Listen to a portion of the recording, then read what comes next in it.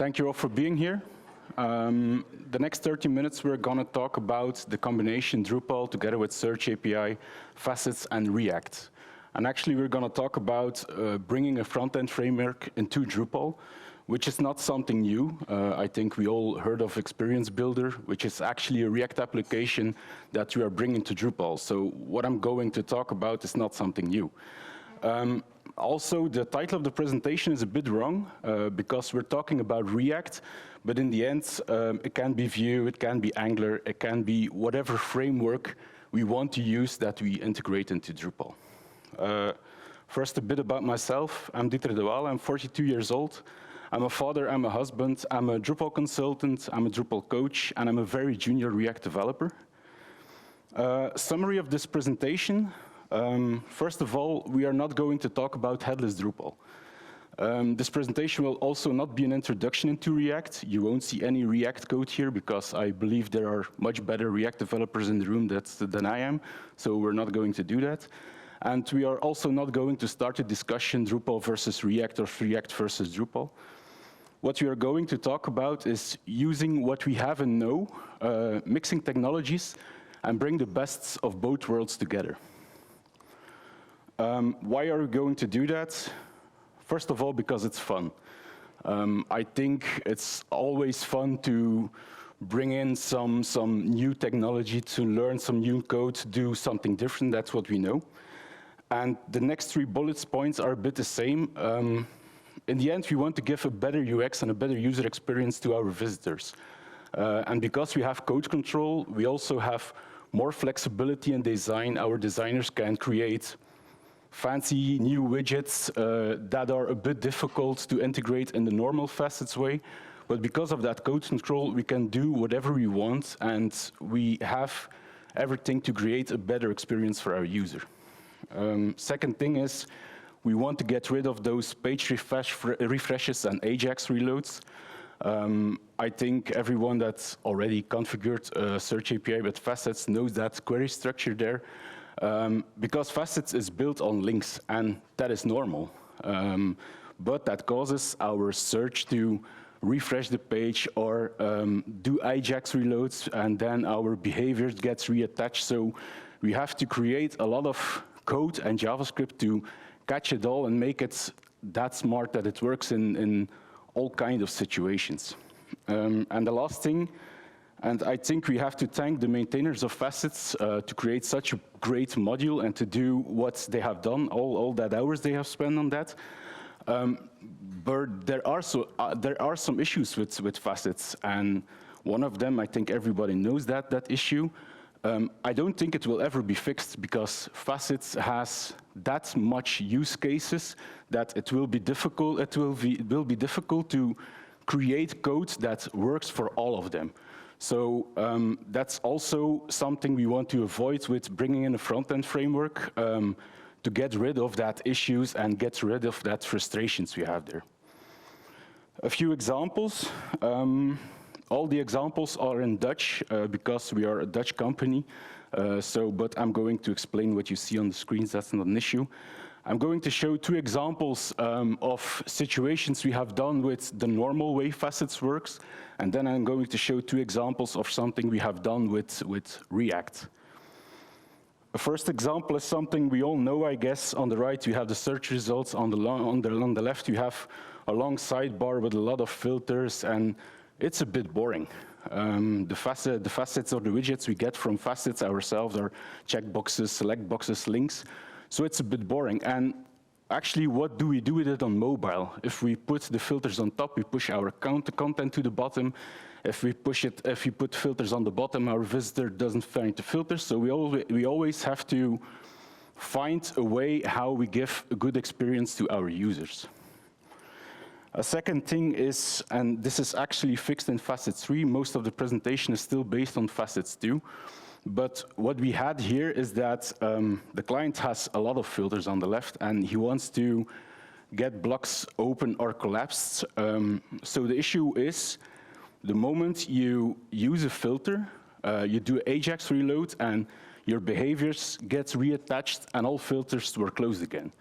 So actually, our front-end developer has to find a way to make sure he knows what filters must be open and must be closed.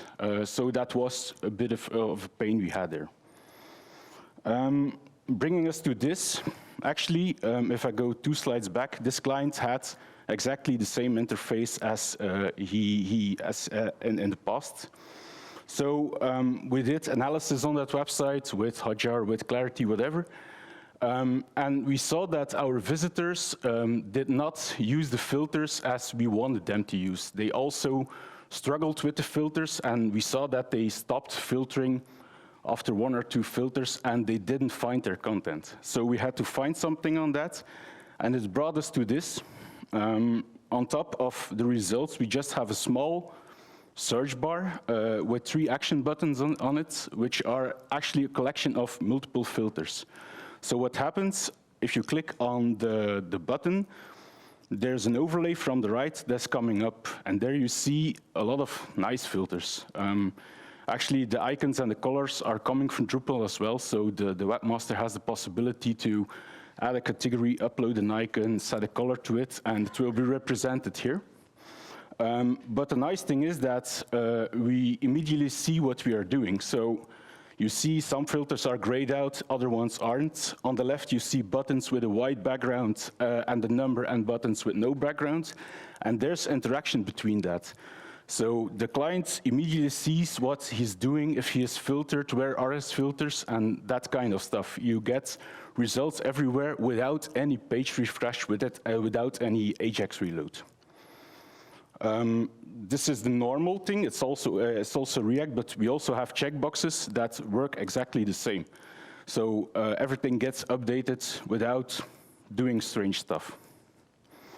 On mobile, we have something different. It gives us the possibility to put a bar on the bottom of the phone, so the visitor has more like an app feeling when he's working with the website. When he hits a button, a complete overlay shows up that is scrollable. He used the filters, gets immediate results, like you have 948 results. And if he hits the button, show results, then everything is filtered and you are on the right place of that thing. That's another result. We haven't done quite complex widgets here, but the issue here was that the client had a lot of filters, and every filter has a lot of possible options. So we also know that the visitor for this client would use the filters to find the right products, because the products is so diverse, and he really uses that filter. So our goal was to create a very catchy and snappy interface, so the visitor can use the filters perfectly. Nice thing on this is we also knew that the client would extend his filters in the future. So what we didn't want to do is every time we add a filter, we had to go into the React, add an extra filter and stuff. This is completely driven by Drupal. If the client or we add a filter to it, it will appear here. So we divided the filters in multiple parts. There are dependent filters completely based on facets here. If you choose a product family, another filter will appear. So the logic is not that complex here, but it's just snappy to find the right product. I can hear and see you thinking, I can do this in Drupal, and you're right. I think 2 years ago, I would do that in Drupal as well. But I'm also sure that you will spend a lot of time creating codes, PHP or JavaScript, to catch all different situations, to interact with all the things you see on the page. So yes, you can do this in Drupal, but I think in the end it will be more expensive to do it in Drupal than you do it in a framework where you have total control of everything. How are we doing this? Everything starts with modules. And as you see, we don't use any exotic stuff. We use Search API, which has a database server, Solr or Elastic, doesn't matter. We have views. We have facets with submodule REST facets, which enables the REST module for Drupal and stuff. So nothing exotic, just some configuration. To start with configuration, I'm not going to explain this in this presentation because it doesn't belong here. But of course, you have to configure your server, you have to configure your index, you have to configure your fields to get the thing up and running. Second thing is configure the view. You need to configure a view based on your index with a REST output display. And as a format for that REST output display, you have the facet serializer. So on the right, you see the possible options for that facet serializer. You can select your accepted request formats. You have to show your facets in the output. If you don't do that, it will be difficult to filter things. And then I've put an arrow on that. You have to display page run results. The arrow is because that's not default in Facets 2. I think it's not default in Facets 3 as well. So you need a patch for that. In a later slide, I'll show you where you can find the patch. But actually, that patch makes sure you have paging information in your JSON result. Back to the left, you have to add some fields to your JSON. The field settings, if you ever configured the REST output display, you know that if you add, for example, a field intro to your fields, the key in your JSON will be field_intro. With the settings on the fields, you can make it more readable, so you have a more readable JSON. And then you have to select a path where you can find the JSON, products.json. We have no authentication, no access here, because it's publicly for everyone.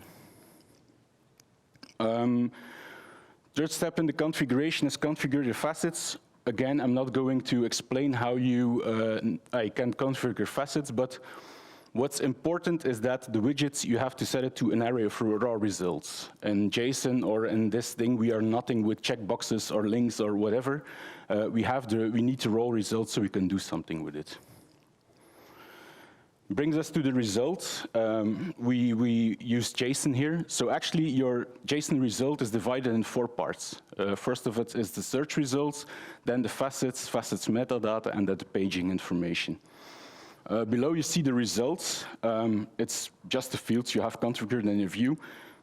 If you look at the field image, you see lots of HTML there, which is nice. You can use your field formatters to use responsive images, image styles, whatever, and actually your front-end designer doesn't have to worry about it. He can just implement that HTML and use the things that Drupal gives us. That's normal your search results. Second thing are the facets. It gives you a long list of all facets that are available for that search result. So per facet, you get the field it's based on, you get the URL, you get the value, you get the number of results that are hitting on that facet. So it's just a long list with all the facets that are available. Third thing is the facets metadata. If I go back a slide, you see the only information you have about facet is the field where the facet is based on. So that doesn't give you a lot.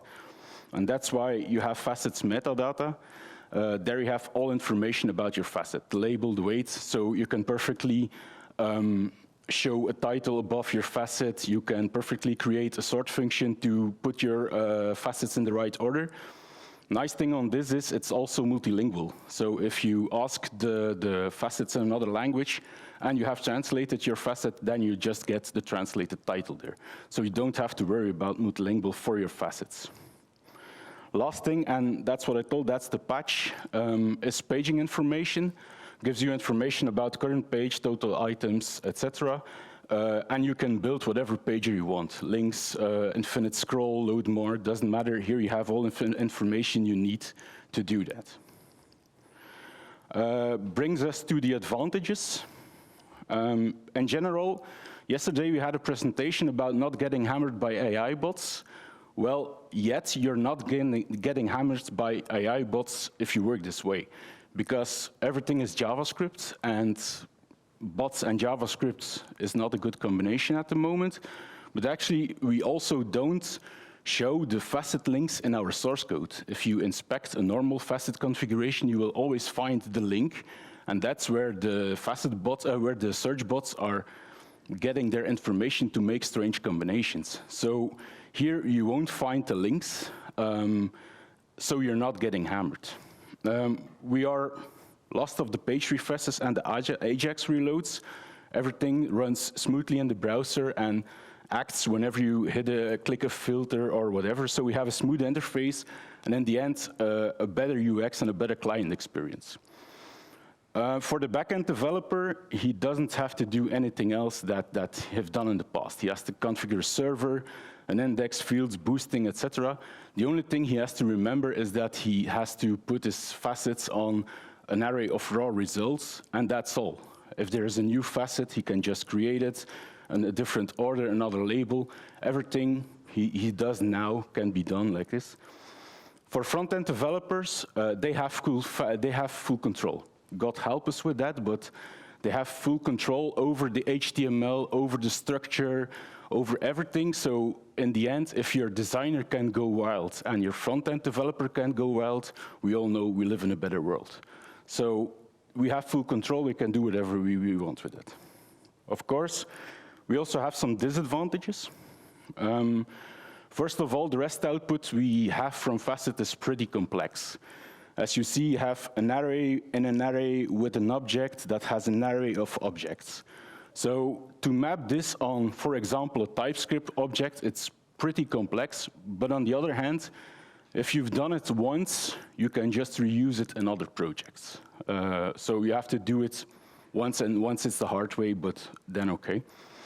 We still have a lot of backend requests because Facets still work with links. So to get filtered results, we still have to fire a request to the backend and do something with it. So we're not rid of all the backend requests, but those are getting cached by Drupal. We can do whatever we want with it, but we still have them. Linking or sharing to a pre-filtered result set is a bit difficult. You can, of course, do it, but the front-end application runs into your Drupal, and it does not change the URL on top by default. So linking and share it to pre-filtered result is a bit difficult, but it's possible. And of course, in your team, you need someone with React or Vue skills or whatever framework, you need that person. After we have created the React application that does everything, mostly what we do is we have in a custom module folder, we have a folder like React where we do our React stuff and build the application. But we need a root diff somewhere in Drupal. So most of the front-end frameworks create an index HTML file where there is a root diff, and then the React application, the JavaScript, just puts its contents into that root diff. So actually, we also need that root diff in Drupal. Can be done in paragraphs, blocks, templates, whatever you want. So what you see here is the root diff, ID root, and we also pass some data to our React application, like the current language, like if you have to show the backend URL or not. Current language is handy if you have some static text in your React application so you can translate them. And after that, we have our library. Second thing is the library. A React application or front-end framework application compiles a JavaScript file. And mostly it compiles a JavaScript file like index.blah-blah-blah.js. It's a dynamic name just to do not getting cached by browsers if we do an update. And that's the same for style sheets. If you have style sheets in our React application, they are also compiled. So we have to have that style sheet in our Drupal library as well. Two ways we can build up that Drupal library is the libraries file that everyone knows for your module. And there you just say, this is the JS file for my front-end application. If you do it with a libraries file and you do changes to a React application, you build it, you have a different file name. So in the end, you always have to think about that and make sure you update your libraries file, or otherwise, it just won't work. A second thing we can do, and I think that's the better one, is the hook library info build. What that hook actually does is on cache rebuild, it creates a dynamic library. So what we do in that hook is we know where the JS file and the CSS file can be found. So we just scan the directory for the files, and we build up a dynamic library. If we deploy it, and I think every Drupal deploy comes with the Drupal clear cache. So if we clear the cache, it's just creating the new library and everything works. Third thing of the integration is the theming and styling.